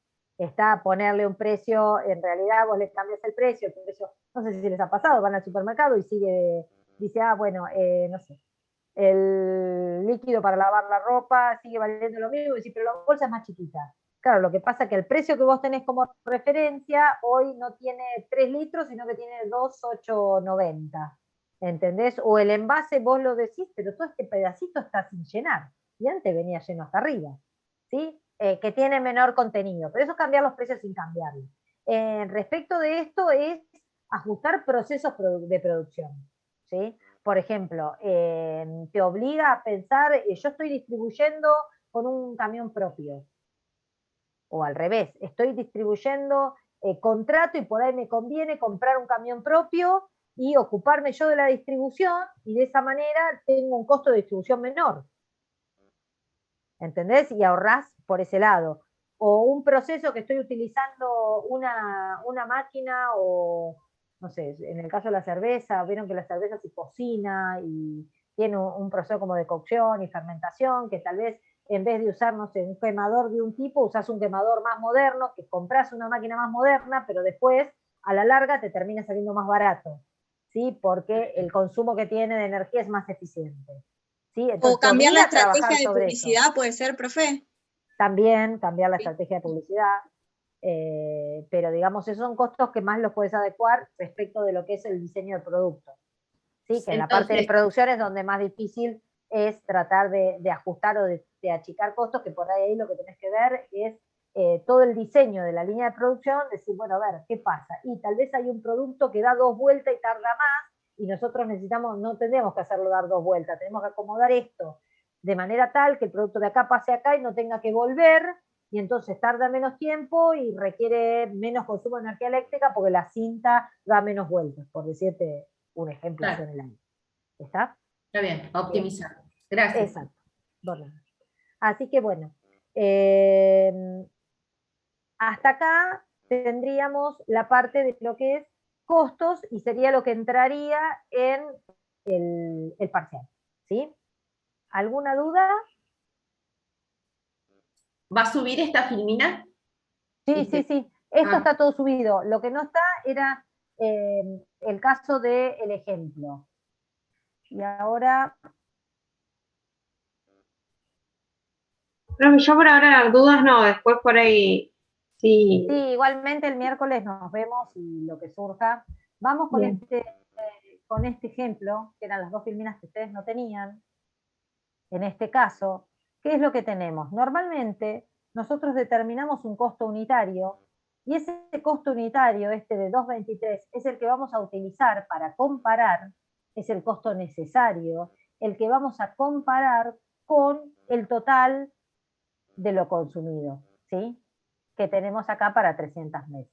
Nosotros vamos a decir, bueno, a ver, para 300 mesas, yo en vez de tomar acá estos 900 metros, lo puedo hacer tranquilamente como, esperen que acá lo cambio, se los pongo acá abajo, 3 por 300 mesas, ¿está? Son 3 metros que yo me lleva por mesa, por las 300 mesas que voy a fabricar, por, en este caso tenemos esos 30 pesos, que esos 30 pesos son el resultado de 28 más 2 pesos que es la cuota de adquisición, y así llegué a los 30. Por eso se los puse uno con discriminada el índice de mano de obra adicional y en el otro les incluí para que se acuerden que en el número que tienen acá encerrado no tienen que dejar de considerar, esperen que este 4 no va al 4, sino lo que quise poner era el signo peso. 28 más 2, que son los 30, que se originan en el componente monetario que está compuesto por el precio, que sería el valor de ingreso, ¿se acuerdan del costo neto total? Neto de descuentos, bonificaciones, de impuestos a los impuestos no recuperables, más la cuota de costo de adquisición. En el caso del componente físico, y acá dice costo de materiales y es mano de obra. Mano de obra. Tenemos. Profe, reemplazaría. Horas. Sí. Perdón, más o menos. Esta después, esta filmina que ahora está corrigiendo, la reemplazaría con la que ya subió. Esta filmina yo no se la subí, porque quería que lo viéramos cuando estábamos haciendo el ejercicio. Esta se la subo después. Se la subo aparte. Esta es la que les dije que les iba a ir para atrás. Con la carga fabril es lo mismo. Nosotros en la carga fabril lo que vamos a hacer es determinar, no vamos determinando por cada mesa. Decimos, en el periodo de tiempo, en el mes, por ejemplo, o para esta orden, consumimos 600 horas. Esas 600 horas le aplicamos la cuota y decimos, la carga fabril aplicada a esta orden de producción o durante este mes es este importe. ¿Sí? Y después les agrego el ejemplo que planteaba respecto de tener acá, cuando yo les dije qué pasaba si tenía unidades buenas, lo quería usar tipo pizarrón en realidad, esta filmina. Tenía unidades buenas, dijimos 250, y las unidades de pérdidas. Unidades perdidas tenemos normales 50 y anormales 30 había dicho, ¿no? En el ejemplo de hoy, 30. Entonces, ¿cómo cambia el denominador en este caso? ¿En qué cambia? ¿Cómo cambiaría el costo unitario ahora? 250. Sería 669 sobre, sí, 250 más 30. 280. Exacto. Ah, claro, 280. El costo unitario lo determinaría de la siguiente forma. Los 66.900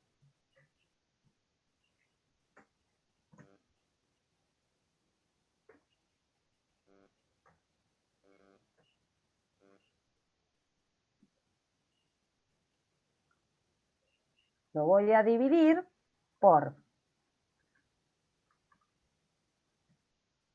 250 más las 30 unidades que eran pérdidas anormales.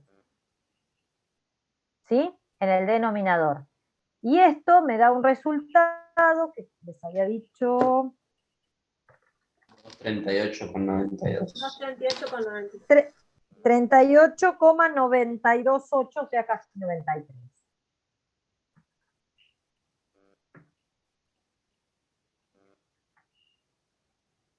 Bueno, redondeamos a 38,93. Perdón, 2,38, me parece muy barato. ¿Y en qué se basa si los costos no cambiaron? Un segundito. Esto es la diferencia entre los 2.23 y los 2.38, es que cada una de estas 280 unidades hizo cargo de un pedacito de estas 50 unidades que se perdieron. ¿Sí? ¿Qué querían consultar? ¿Alguien dijo, profe? Ah, sí, que las unidades, las normales eran las que iban directamente al estado de resultados, ¿no? No, esas se absorben entre las buenas restantes. Ah, bien. Las 30 unidades anormales que se pierden es lo que uno determina y valoriza como pérdida que va al estado de resultados. Las anormales. Las anormales. Bien. Pero para ustedes, como ustedes no se van a poner a hacer un estado de resultado, no es el contador que tiene que hacer el estado de resultado, ustedes lo que tienen que saber es que si van a determinar un costo, cuando tienen que considerar en determinar esta acumulación de costos, tienen que calcular cuáles son las unidades que tienen que considerar para determinar un costo unitario, van a tener que considerar las unidades buenas más las pérdidas anormales. Porque las unidades son 300. Las unidades obtenidas son 300. Entonces no estaría mal que las unidades buenas sean 250 y después las perdidas sean 50 y 30, porque no da 300. Ay, perdón, eran 30 y 20, tienen razón. Eran 30 y 20.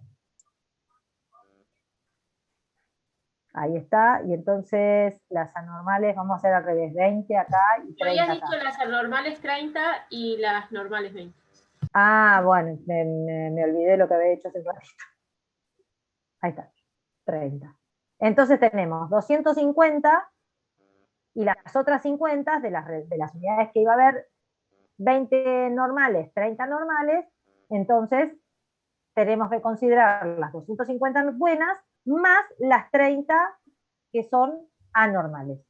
Porque, ¿cuál es el concepto en costos? Toda pérdida normal queda absorbida por el proceso. Precisamente, ¿se acuerdan cuando les dije en el ejemplo, creo que a ustedes les dije un ejemplo de una remera que teníamos que cortar y que nos quedaban pedacitos, o cuando cortábamos la madera, que había recortes de madera, pero nosotros no podíamos pensar que podíamos comprar exactamente la cantidad de madera sin pensar en ningún recorte. Distinto sería que cortáramos mal y utilizáramos una pieza de madera y en vez de sacar 2 puertas, saco una porque se me ocurrió ponerla en el medio, no tuve en cuenta que tenía que sacar 2 y poner poner las 2. Y como corté una mal, después no me alcanzó para la otra. Eso sería un desperdicio normal. Mientras que los recortes que se producen normalmente en la plancha de madera, los tengo que considerar, o sea, forman parte, no puedo pensar en que la madera que no tendría que contar el costo de esos recortes. Porque yo no podría llegar a cortar la madera sin esos recortes. Van a aparecer sí o sí. Por eso se consideran normales. ¿Sí? Bien. Bueno, por todas las veces que los torturé, hoy son 7:15. No sé si tienen alguna duda, alguna otra duda. Les voy a subir un ejercicio muy chiquitito, que ahora se los voy a compartir. Esperen que esto lo voy a grabar, así después se lo subo.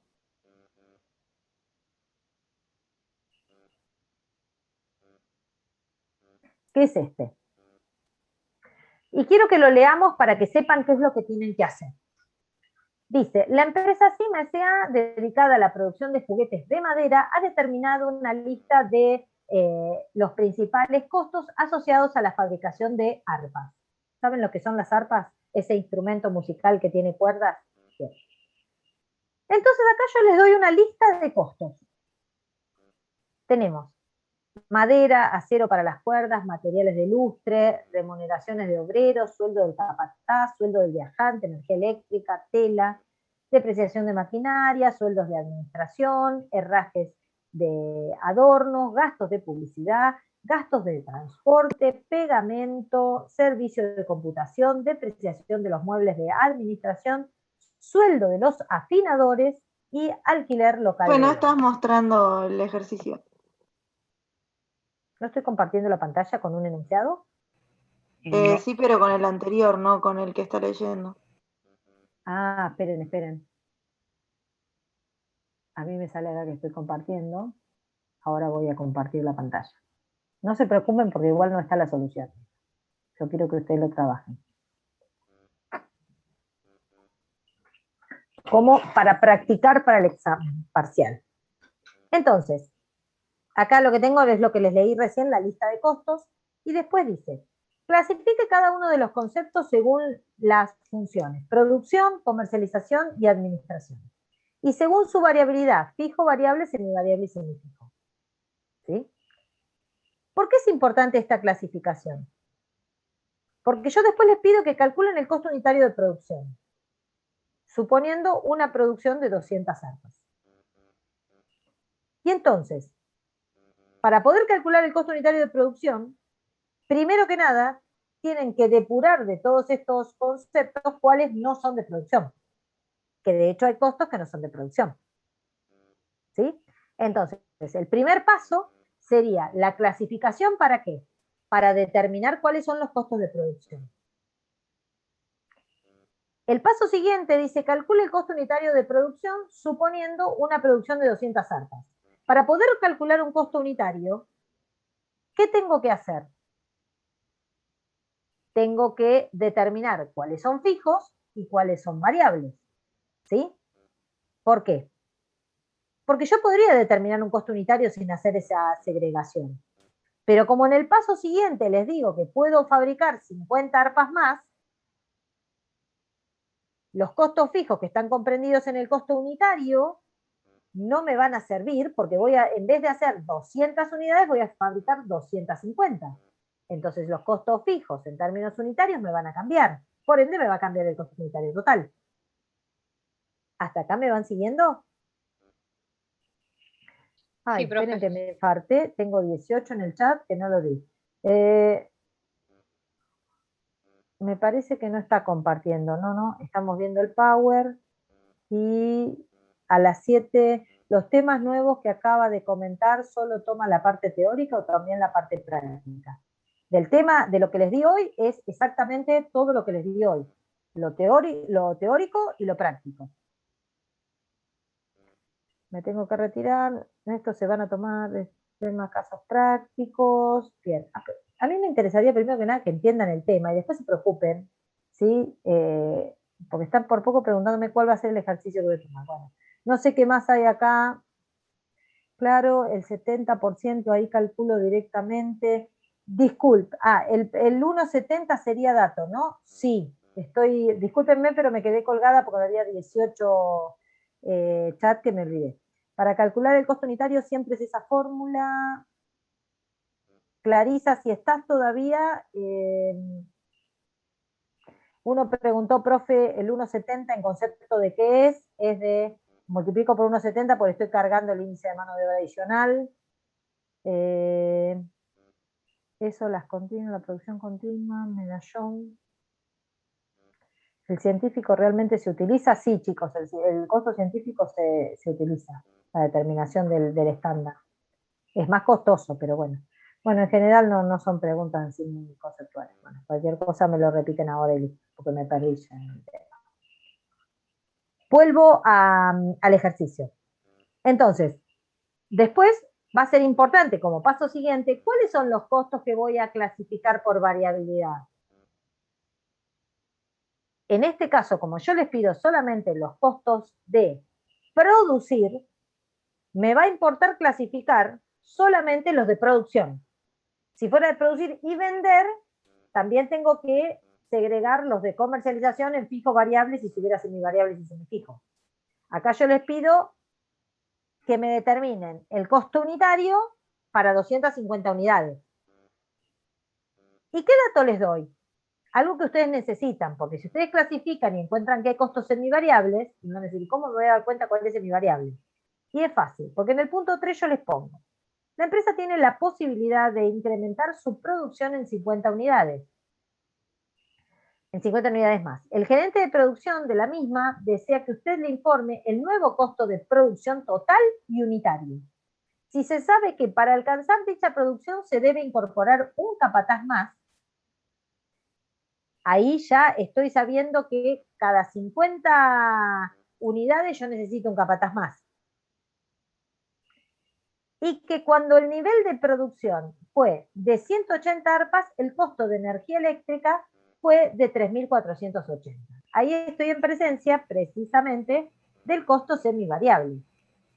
Y ahí vuelvo a lo que veíamos la clase pasada, cuando decíamos, uy, ¿cómo hago para identificar el punto alto y el punto bajo? Y que solamente con tener 2 puntos, no importa si es el más alto o el más bajo, simplemente con 2 puntos yo puedo trazar una recta, que es la recta que necesito para poder determinar y segregar el costo semivariable. ¿Por qué? Porque acá ya me dice, yo sé que para 200 arpas en el semivariable, para 200 arpas el costo de la energía eléctrica es de 3.600. Y que para 180 fue de 3.480. Entonces, voy fácil acá, ¿cómo sería lo que yo tendría que considerar? Esperen que lo voy a escribir acá directamente. Yo tengo, para 180 arpas, utilizo 3.480. Pero cuando produje 200, el costo fue de 3.600. 3.600. Entonces, acá tengo 20 pesos de diferencia. No, 20 arpas serían. 20 arpas, perdón, y la diferencia en pesos sería de 120. Eso por hacerlo. 120. Entonces, ¿cómo calculo el variable? 120 dividido 80, 60. Ven que están fáciles los números como para que me van siguiendo, porque yo se los voy tirando en el aire. Esto para que ustedes lo resuelvan. ¿120 dividido cuánto? Dividido 20, que es la variación de las arpas. Bien. Debe haber sido acá más. Recuerden que siempre arpa. Hay alguien que hoy le dije que revisaran, esperen que me quiero acordar y no la veo ahora. Acá me parece que está.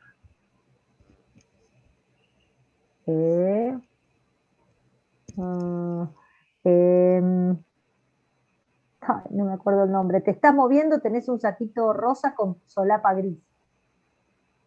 Y te veo. Sí, vos, ¿cómo es el nombre? No me aparece. María Eugenia, profe. María Eugenia, no te escuché más, sí. Maru.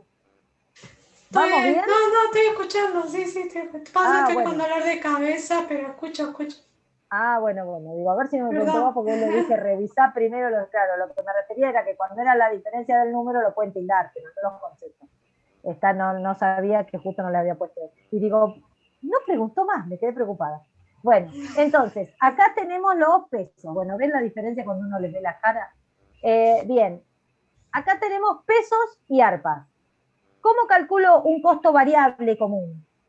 Tomo los pesos y lo divido por la cantidad de unidades. Acá ya encontramos cuál era el costo variable. El variable eran esos 20 pesos. O sea que 120 pesos corresponden a 20 arpas. Si hago 120 dividido 20, quiere decir que el costo es de 60 por arpa. Y después ya saben cómo hacer para despejar la parte del costo fijo. ¿Se entendió?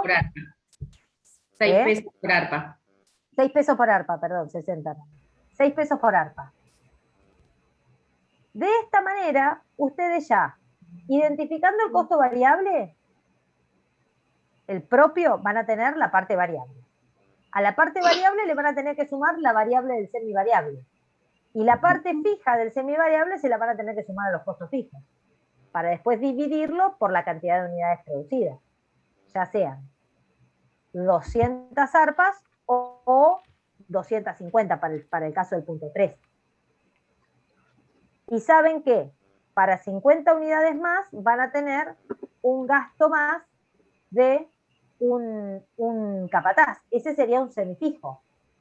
Entonces, si yo utilizo un capataz cada 50 arpas... Pero, profe, no sé, sería un capataz cada 200 arpas. ¿No por qué? Porque está diciendo que en el punto de arriba dice que son 200. Si vos en el punto de arriba tenés 200 y tenés un capataz, es cada 200. Ahí no dice que es un capataz. Ahí no dice que es el sueldo de no los dice capataces. sueldo capataz, 1.200. Bueno, Listo, es 1. sumás un capataz más, multiplicarlo por 2. Listo. Vas a necesitar un capataz más, es lo mismo. Depende cómo lo consideres. Tómalo así, es exactamente igual para el concepto. ¿Sí? Tenemos, voy a necesitar un capataz más, entonces voy a tener que duplicar el sueldo del capataz. Entonces tengo 1.200 que crece en un escalón de 1.200. ¿Sí? Esa es la progresión que tienen que hacer. Y una vez que tienen los costos separados en fijos y variables y desagregados, porque ¿qué pasa con el sueldo del capataz? ¿Va a dejar de ser fijo? No. Lo que pasa es que va a ser un fijo distinto, porque me voy a tener que poner un escalón distinto a los efectos de determinar el costo fijo para 250 arpas. ¿Sí? Porque el costo semifijo es aquel que cambia por escalones, no necesariamente proporcional como lo hace el costo variable. Y de esa manera, acá van a tener un ejercicio donde pueden practicar bien la clasificación y que la apliquen calculando costo unitario. ¿Sí? Y de paso, yo les agregaría, ahora que estoy pensando, ¿cuál sería el costo para 180 arpas? Podrían agregarlo. ¿Está? Bien. Bueno, ahora sí ya tengo que largar el Zoom. Son 19:30. Para que ustedes, y de esa manera van a ver que van a determinar el costo sin segregar en materiales, mano de obra, costos indirectos, como vimos en la otra filmina, pero sí ya poder tener una idea de un costo unitario y un costo total cuando tengo varios conceptos, ¿sí? Porque seguramente ustedes van a poder ver que los materiales los van a poder identificar como variables, algunos materiales van a quedar dentro de los costos indirectos, y que en este caso lo que vamos a tener es una masa de costos indirectos todas juntas en lugar de tenerla departamentalizado, que es cuando ya en los dos departamentos que vemos un proceso un poquito más largo. Acá está más simplificado. ¿Sí? ¿Se entendió? Profe, tengo una pregunta. Sí. ¿El costo de la tela yo lo puedo tomar como que es indirecto porque tengo que pensar que tal vez tiene un forro, el arpa y se vende así?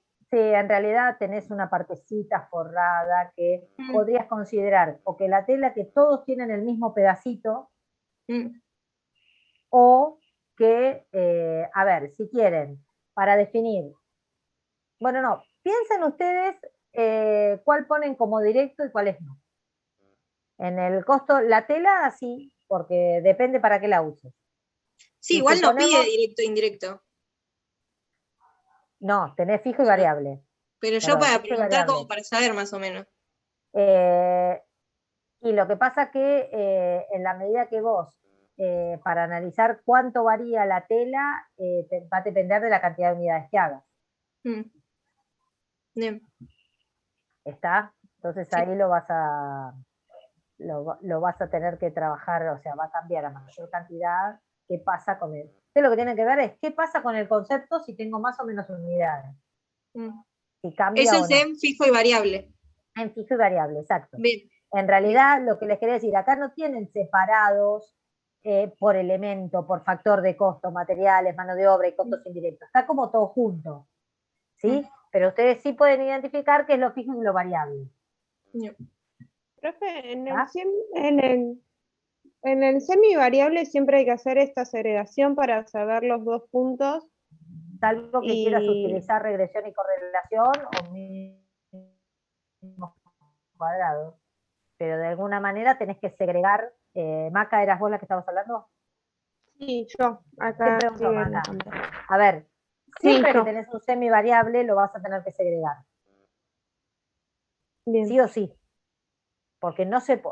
Pensá lo siguiente. A medida que aumenta un costo semivariable, ese costo se hace cada vez más chiquito. ¿Por qué se hace cada vez más chiquito? Porque la incidencia de la parte fija, al tener más unidades en las que los repartís, se va achicando. Y lo lógico sería que un costo a mayor cantidad de unidades aumente. ¿Está? por la parte variable, pero por la parte fija se te achica, entonces no tenés un patrón de comportamiento. Y lo importante es que, o sea, de esto de poder identificar un costo fijo y variable, es saber cuál es el patrón de comportamiento para poder predeterminar costos. ¿Entendés? Porque ese costo unitario que vos determinás en un semivariable no te sirve si te cambia la cantidad de unidades. Es igual que el costo fijo unitario, porque te cambia la cantidad de unidades y te cambia el costo. Y entonces ya no te serviría para que vos determinaras el costo unitario. ¿Sí? Siempre que hay un costo fijo, el costo semivariable siempre hay que segregarlo, no se puede trabajar en forma conjunta. ¿Sí? Sí, pero siempre entendiste van a el estar por qué, más allá de que te lo aprendas de memoria, uy, esto lo tengo que separar. O sea, ¿te das cuenta por qué? Porque el variable en términos unitarios se mantiene constante, pero el fijo no. Y el semivariable, tener un pedacito del fijo ya te complicó la vida en el unitario. Claro, O sea, no podés, a mí me o cuesta sea, a veces identificar te el varían fijo totales y te varían unitarios. Vos necesitas encontrar en cuál de los dos no te varía. El fijo no te varía en términos totales y el variable no te varía en términos unitarios. Y este te varía en los dos. Por eso es importante esa segregación. Bien, buenísimo. Y, ¿qué te iba a decir? Y después, cuando sea de que hay que calcular el costo unitario tanto de producción como de ventas que decías, Sí, en este comercialización. caso no. En este No, caso en no este hay que caso hacerlo. no, pero puede pasar y lo mismo, y ya depende igual cada ítem va a ser el costo variable de cada cosa, ¿no? Sí, eso sí es una pregunta media obvia, pero No sé si es obvia porque yo no te entendí la pregunta. Así que, ok. o sea, No, depende, o sea, cada rubro, por ejemplo, en este caso se mide la energía eléctrica, ¿no es cierto? A 180 arpas el consumo. Si se llega a ver otro valor o a ver otro inciso de, por ejemplo, no sé, bueno, ahora me veo otra cosa. Pero bueno, los servicios de computación, por ejemplo, no sé. No, nada que ver. Pero bueno, otro semivariable más que aparezca. Puede ser que aparezca, que solamente se ponga el valor ya teniendo en cuenta que el dato es según 180 arpas. Hipotéticamente puede llegar a pasar. No. Porque si es semivariable lo vas a tener que desagregar. Porque ese unitario no te sirve. Siempre vas a tener que desagregar el semivariable. Bien. ¿Está? Buenísimo. Bueno. Sí, gracias. No, de nada. Bueno, chicos, ¿alguna duda, algo? ¿No? Bueno, el miércoles me paso un ratito por la clase. Los veo. Gracias, profe. Gracias. Bueno, Chao, profe, nos vemos. Chao, hasta adiós. luego. Chau. Buenas noches. Buenas noches. Chao, profe. Chau.